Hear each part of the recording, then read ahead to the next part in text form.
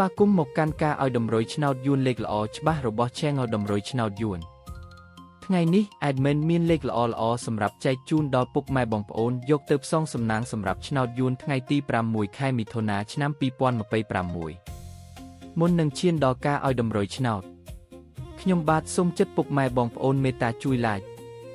Subscribe Comment និងដាក់សញ្ញាកណ្ដឹងឲ្យ Admin ម្នាក់មួយផងដើម្បីជាការលើកទឹកចិត្តក៏ដូចជាដើម្បីតាមដានវីដេអូតម្រុយឆ្នោតថ្មីៗផងដែរឥឡូវកុំឲ្យខាតពេលយូរតោះយើងទៅតាមដានតម្រុយឆ្នោតយួនទាំងអស់គ្នាចំពោះឆ្នោតពីរលេខគឺមានលេខ65 04 75និង21សម្រាប់ ABCD សម្រាប់លេខអូសខ្ទង់គឺមាន20អូសនិង70អូសសម្រាប់លេខអូសចំពោះឆ្នោត3លេខគឺមានលេខ759គុណ101គុណនិង003គុណ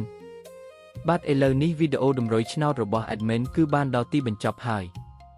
ខ្ញុំបាទសូមជូនពរពុកម៉ែបងប្អូនដែលបានយកតម្រុយឆ្នោត Admin យកទៅផ្សងសំណាងជូនពរឲ្យហេងៗគ្រប់គ្នាចាក់ត្រូវគ្រប់គ្នាជម្រាបលាជួបគ្នាថ្ងៃស្អែកបន្តទៀត